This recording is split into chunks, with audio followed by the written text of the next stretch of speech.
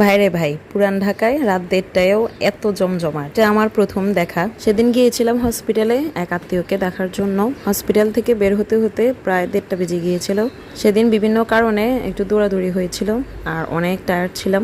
আবার বাসায় যেয়ে সেহরির জন্য রান্নাবান্না করা খুবই বিরক্ত লাগছিল, তো তাই ভাবলাম যে বাড়ি থেকে কিছু একটা খেয়ে নিব। রাস্তা ফাঁকা দেখে আমার হাজবেন্ড পুরান ঢাকায় নিয়ে গেল। তো আমি যখন পুরান ঢাকায় ঢুকলাম, আশেপাশের অবস্থা দেখে আমি তো খুবই অবাক যে এত রাতেও এত জমজমাট। দেখুন আপনারা ভিডিওতে, প্রত্যেকটা দোকান কিন্তু ওদের খোলা আর মানুষের প্রচুর ভিড় ছিল।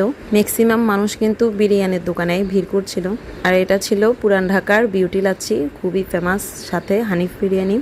আর সেদিন হানিফ বিরিয়ানি আসলে শেষ হয়ে গিয়েছিল আমরা আসার আগেই, তাই আমরা হাজি বিরিয়ানি নিয়েছিলাম। আর বিরিয়ানি হোটেলে আসলে বসে খাওয়ার মতো অবস্থা ছিল না, তাই গাড়িতে বসে খাওয়া দাওয়া করে আবার রওনা দিয়েছি। তো আশেপাশে আমি একটু ভিডিও করে নিচ্ছিলাম।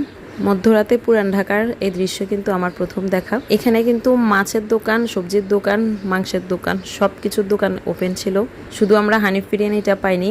দেখুন বিরিয়ানি দোকানের অবস্থা, মানে এখনো ওদের রান্না চলছে। আর মানুষ তো মানে কি যে পাইছে বিরিয়ানির মধ্যে। সেদিন রাতে আসলে পুরান ঢাকায় এসে বুঝলাম আমি যে মানুষ কি পরিমাণ বিরিয়ানি খায়। আপনারা কে কে পুরান ঢাকার হানিফ বিরিয়ানি খেয়েছেন কমেন্ট করে কিন্তু অবশ্যই জানাবেন। আর রাতে ঘোরাঘুরি কিন্তু খুবই ভালো লাগে, যদিও আমার তেমন একটা সুযোগই হয় না। যাই হোক, ভিডিওটা এখানে শেষ করছি। সবাই ভালো থাকবেন, সুস্থ থাকবেন। আল্লাহ হাফেজ।